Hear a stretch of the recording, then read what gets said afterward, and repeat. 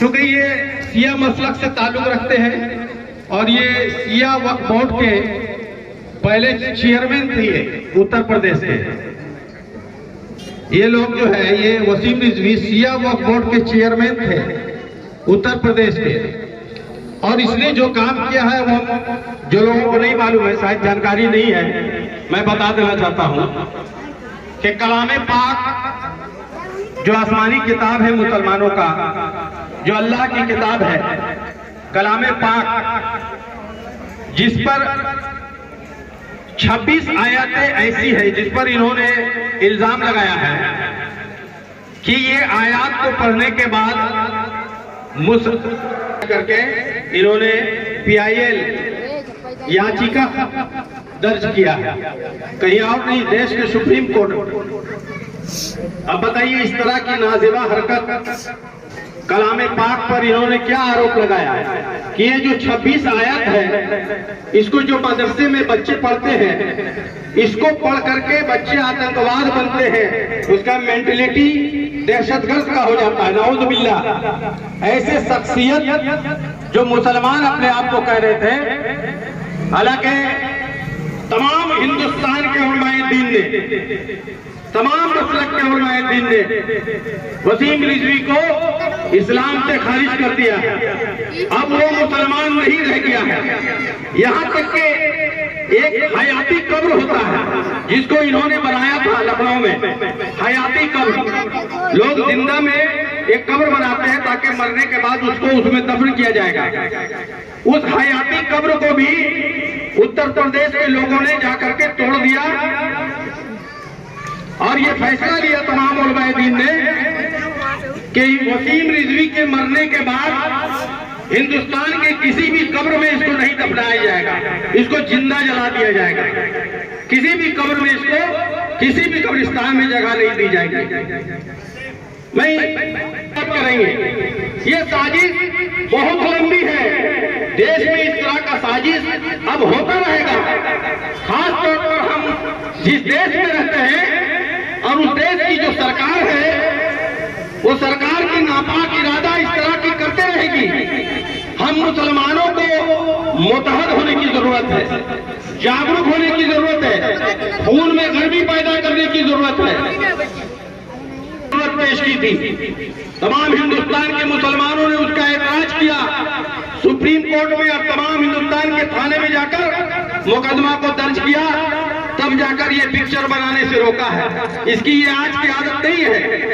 ये वसीम, ये शैतान मरदूद वही है जिन्होंने कहा था कि हिंदुस्तान के तमाम मदारिस को, हिंदुस्तान में जितने भी बच्चे मदरसे में पढ़ते हैं, सारे मदरसे को बंद कर दिया जाए। क्यों भाई? क्योंकि मदरसे, इनका कहना है कि मदरसे में दहशतगर्द की तालीम दी जाती है। ये वही वसीम रिजवी है जिन्होंने बाबरी मस्जिद के खिलाफ न जाने कितने कितने नापाक शब्दों का इस्तेमाल किया है। सारे हज़रात है। तो मैं आज के महफिल में ये कहूंगा कि आने वाला दिन हमारा बहुत खतरनाक है, क्योंकि कुरान और दीन के मुतालिक बहुत सारी बातें हैं जिसको मैं बयान नहीं कर पाता, क्योंकि मैं उतना मदरसा से तालीम हासिल नहीं किया है। हमारे बीच में मस्जिद बिलाल के इमाम साहब हैं, मैं उनसे कहूंगा कि आप अस्सलामु अलैकुम व रहमतुल्लाहि व बरकातुहू। अल्हम्दुलिल्लाह नहमदुहु व नस्तईनुहु व नस्तगफिरुहु व नु'मिनु बिही व नतवक्कलु अलैहि व नऊज़ु बिल्लाहि मिन शुरूरि अंफुसिना व मिन सय्यिआति अमालिना। मन यहदिहिल्लाहु फला मुदिल्ल लहु व मन युद्लिलहु फला हादिय लहु व नशहदु अन ला इलाहा इल्लल्लाहु वहदहु ला शरीका लहु। ये कौले नबी, कौले खुदा, फरमान न बदला जाएगा, बदलेगा जमाना लाख मगर कुरान न बदला जाएगा।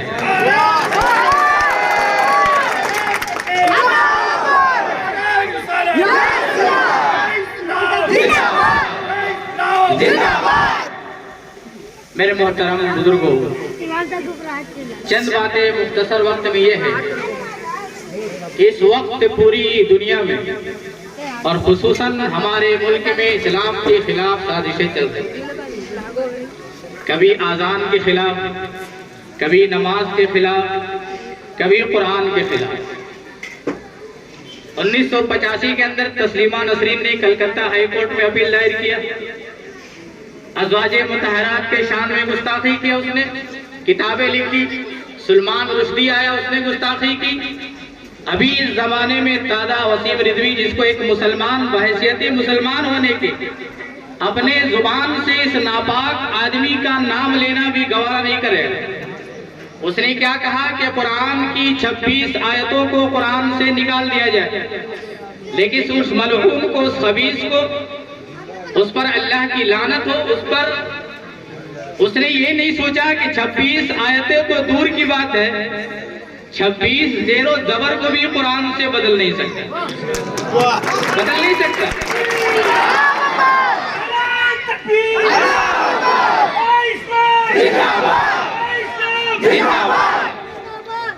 की हिफाजत की जिम्मेदारी अल्लाह ने खुद ले लिया। अल्लाह ने क्या कहा, इन्ना नहनु नज़्ज़लना ज़िक्रा व इन्ना लहू लहाफ़िज़ून, कि हमने कुरान को नाजिल किया और कुरान की हिफाजत हम ही करेंगे। जिस चीज की हिफाजत की जिम्मेदारी अल्लाह खुद ले उसको दुनिया की कोई ताकत, कोई सुपर पावर, दुनिया की कोई हुकूमत इसको मिटा नहीं सकता, बदल नहीं सकता। ये उसकी खाम ख्याली है, उसका सोच है, गंदी सोच है। इस्लाम के खिलाफ एक नफरत है, उसका सोच गलत है कि हम कुरान के खिलाफ बोल कर क्या है दुनिया में शोहरत हासिल कर लें। लेकिन आप पीछे तारीफ पढ़े, जिसने भी कुरान के खिलाफ साजिशें की, कुरान के खिलाफ जुबान खोली, कुरान के खिलाफ बोलने की साजिशें की, अल्लाह ने दुनिया से मिटा दिया। अंग्रेज हिंदुस्तान में आया, अंग्रेज ने कुरान को मिटाने की कैसी कोशिशें की कि जितने भी लाइब्रेरी के अंदर, घरों के अंदर कुरान था, नऊज़ुबिल्लाह उसको जला दिया, समंदर में डाल दिया कि कुरान मिट जाएगा, मुसलमान मिट जाएंगे, मुसलमान मिट जाएगा, हिंदुस्तान में हमारी हुकूमत कायम हो जाएगी। लेकिन ये सोचा नहीं कि अल्लाह ने इसकी हिफाजत की जिम्मेदारी दिया। तुम तो कुरान के नुस्खे को जला सकते हो, कुरान के नुस्खे को समंदर में डाल सकते हो, कुरान के नुस्खे को मिटा सकते हो, लेकिन अल्लाह ने हजारों लाखों नहीं करोड़ों शीनों में अल्लाह ने कुरान को महफूज कर दिया। तुम उस कुरान को कैसे मिटाओगे? इसलिए मेरे मोहतरम बुजुर्गों और दोस्तों, आज इसी बात की दलील है कि हमारे दिल में कुरान की मोहब्बत है। उस खबीस ने, उस मलऊन ने कुरान की शान में गुस्ताखी किया, मुसलमानों के दिलों को ठेस पहुंचाया, मुसलमानों के दिलों को तकलीफ पहुंचाया। इस बात की दलील है, चाहे किसी भी मसलक के लोग हो, मैं गुजारिश करता हूं, अब मसलक पर लड़ने का वक्त नहीं है, अब मसलक पर बांटने का वक्त नहीं है, अब मसलक पर चलने का वक्त नहीं है। आप कहीं भी नमाज पढ़े, किसी के पीछे नमाज पढ़े, कहीं भी जाए, लेकिन एक मुसलमान होने के हैसियत से, बहैसियत मुसलमान होने के, जब भी कुरान के खिलाफ, अज़ान के खिलाफ, इस्लाम के खिलाफ कोई साजिशें हो तो हमें कोई क्या हम बांट ना सके, हम मुत्तहिद होकर उसका मुकाबला करेंगे। वसीम रिजवी तो क्या है, इसकी कोई औकात नहीं है, इसकी कोई हैसियत नहीं है। दुनिया में बड़े बड़े आए, फिरौन आया, नमरूद आया, फारून आया, बड़े बड़े क्या है इस्लाम को मिटाने वाले आए, लेकिन इस्लाम आज भी बाकी है, कुरान आज भी बाकी है, क़यामत तक इंशाअल्लाह कुरान अपने असल शक्ल में बाकी रहेगा। ये हमारा ईमान है।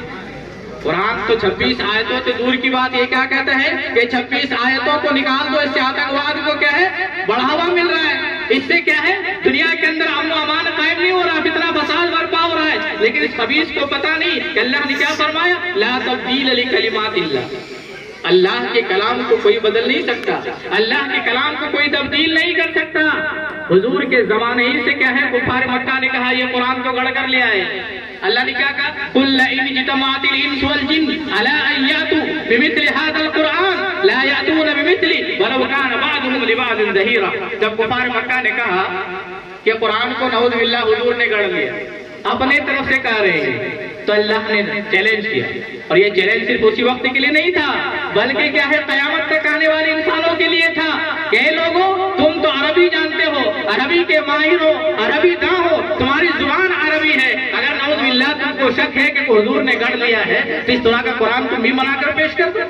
कुल इन जितमातिल इंस वल जिन, और इतने नहीं बल्कि इंसान को भी जमा कर लो, जिन्नात को भी जमा कर लो, और किसी से मदद ले सकते सारे लोगों को जमा कर लो, लेकिन कुरान तुम नहीं ला सकते। मेरे मोहतरम बुजुर्गों दोस्तों, ये कुरान पर इतराज रोज़े अव्वल से हुजूर के जमाने से हुआ है। है और कयामत तक होते रहेगा। इसके लिए घबराने की बात नहीं है। हमें कुरान पर इस तरह जमना है, अपने बच्चों को कुरान की तालीम इस तरह देना है कि कुरान से हमें कोई हटा ना सके। तो इस खबीस ने, इस मलऊन ने अपनी जुबान को, अपने सोच को, गंदी सोच को, एक मुसलमान बहैसियत मुसलमान होने के अपने जुबान से इस खबीस का, इस मलऊन का नाम लेना भी गवार नहीं करते। इसने कहा 26 आयतों को निकाल कर।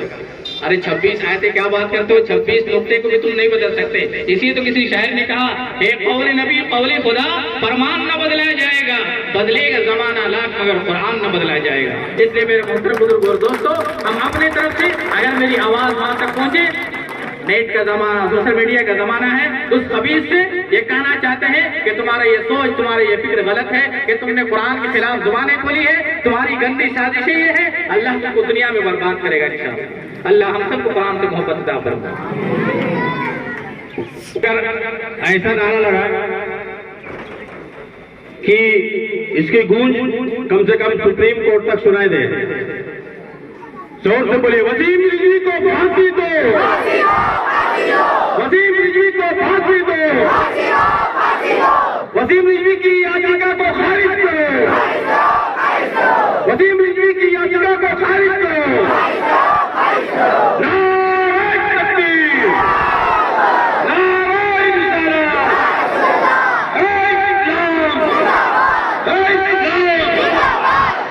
हमारे बीच में महराज खान, बड़े भाई शमशेर आलम, आफ्ताब भाई, ये हजरात जमील भाई, फैयाज भाई, मोहम्मद जावेद इकबाल, हमारे छोटे भाई जावेद, बहुत सारे हजरात हैं। और आप तमामी हजरात का मैं शुक्रगुजार हूँ कि आप लोगों ने दीन की खातिर, कुरान की खातिर अपने कीमती वक्त को निकाल कर इस प्रोग्राम में इस मरदूद को जलते हुए देखेंगे। कुछ ही देर के बाद इस मरदूद को हम लोग जलाने का काम करेंगे। मैं हमारे बड़े भाई आफ्ताब जी से कहूंगा कि वो कम से कम 2 बात कम शब्दों में रखे। जनाब आफ्ताब साहब। अस्सलाम वालेकुम रहमतुल्लाहि व बरकातुहू। कहने की तो कोई बात है ही नहीं। सबसे बड़ी बात यहाँ पे यह है कि कुछ लोग हमारे ही कौम के जो एक ट्रेंड चला रहा है, टीवी डिबेट पे आते हैं, जिनका नाम मैं आपको बताना चाहता हूँ। एक पाकिस्तान का चमचा है जो इंडिया में आके यहाँ के माहौल को खराब कर रहा है। एक शहजाद पूना वाला है और एक ये शैतान मरदूद, इनके बारे में तो बताना ही नहीं आपको, रोज आप देखते होंगे इनको। और एक सुबुही खान, एक मुस्लिम औरत है। इन लोगों का मकसद साफ है, पैसा कमाना। ये लोग मुसलमान नहीं है। ये लोग मुसलमान इसलिए नहीं है कि इनके परिवार इनको छोड़ के जा रहे हैं, इनको कब्र में दफन नहीं किया जाएगा, इनके दोस्त इनको छोड़ रहे हैं, फिर भी ये बेशरम कह रहे हैं कि छोड़ो ना, हमें तो 4 लोग आएंगे ना लेने के लिए। तुम्हें जलाया जाएगा और तुम नालायक, तुम मुसलमान को हमको बदनाम कर रहे हो और पैसा ले रहे हो सरकार से। ये सरकार का ट्रेंड है, साफ सुथरा बात, ये सरकार करा रही है।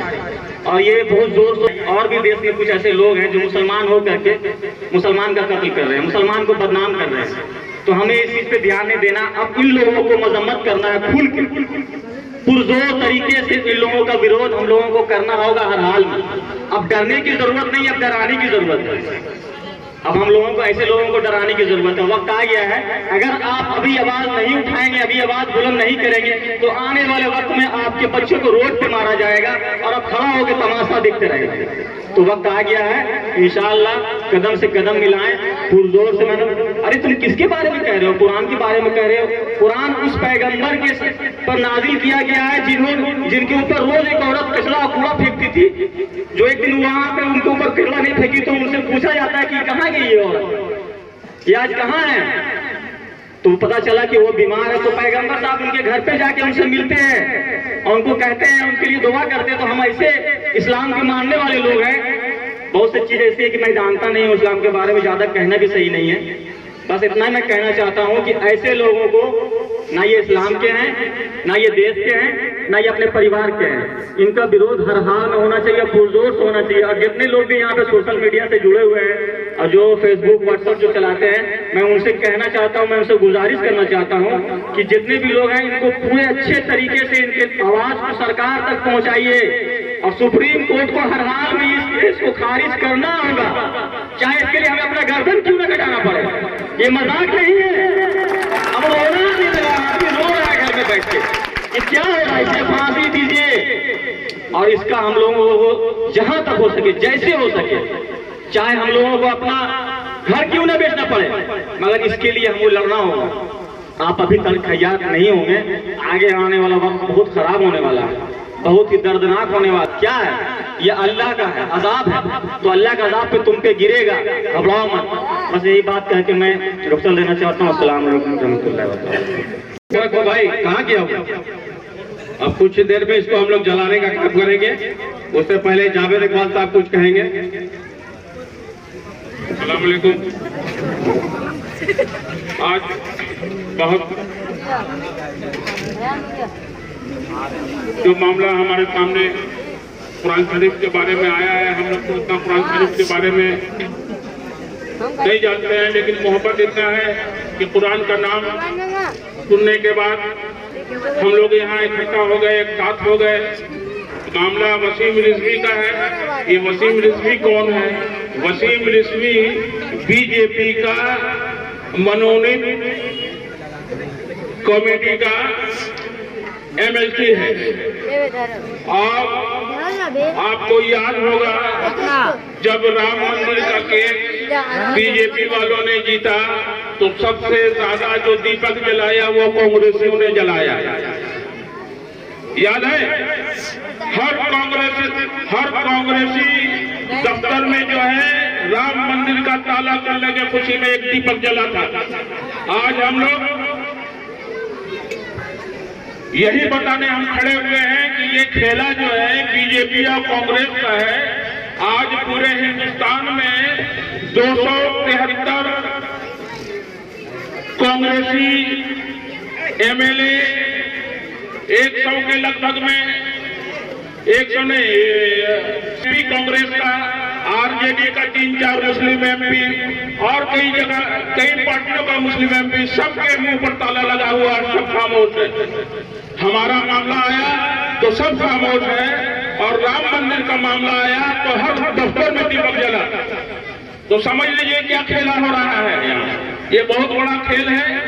आज ममता बनर्जी भी खामोश है, एक आवाज उन्हें क्यों नहीं उठा सके, वो क्यों नहीं बोले कि नहीं ये गलत है। इसलिए कोई हमारे मामले में नहीं बोलेगा। हमको अपना लड़ाई खुद लड़ना होगा।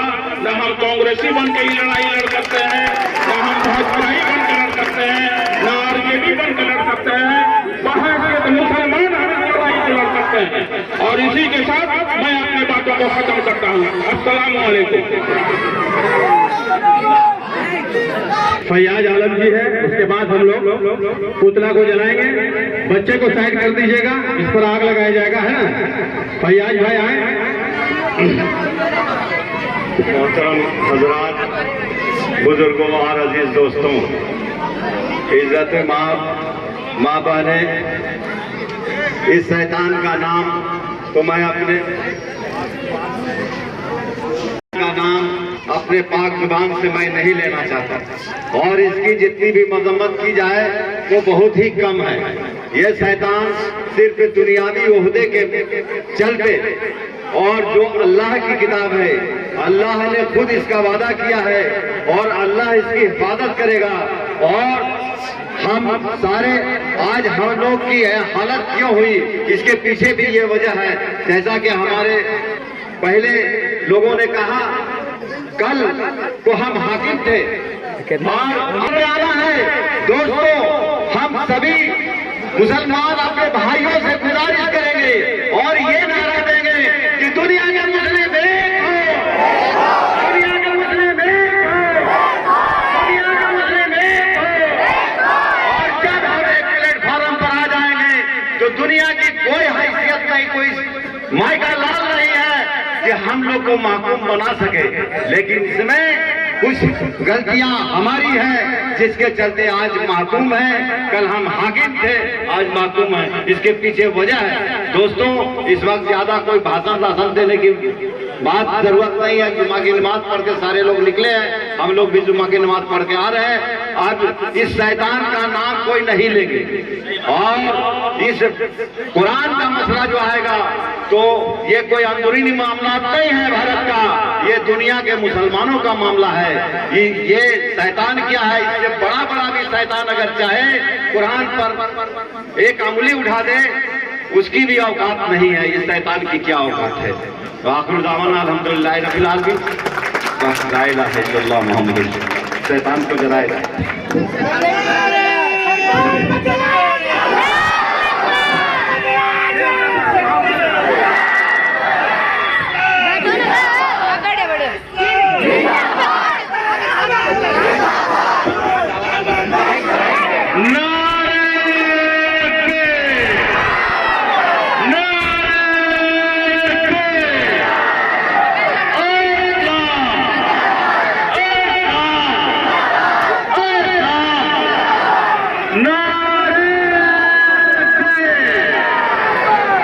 इस्लाम न मिटा है न मिटेगा। इस्लाम को मिटाने वाला खुद मिट जाएगा।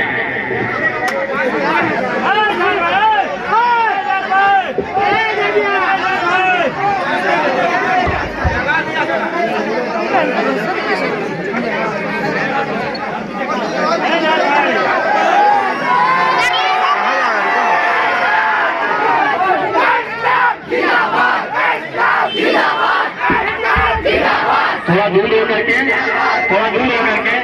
बच्चा लोग हटाइए वहां से। गर्मी का मौसम है, थोड़ा दूर होके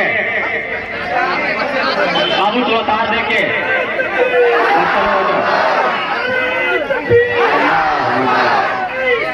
जिंदाबाद जिंदाबाद जिंदाबाद। हटिए वहां से आप लोग। अरे आगे हटो, आगे हटो।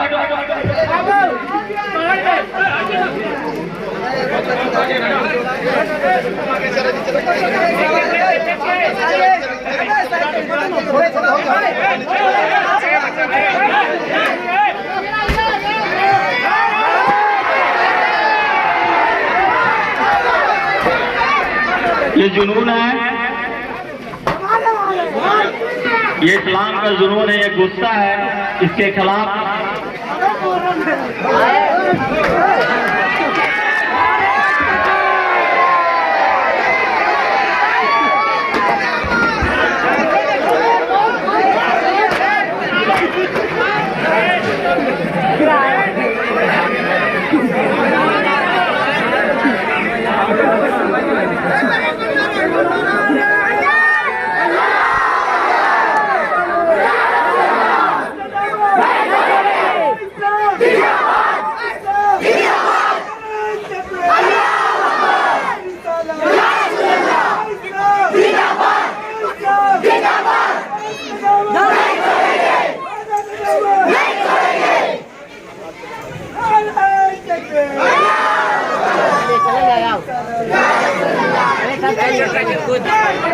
उसके साथ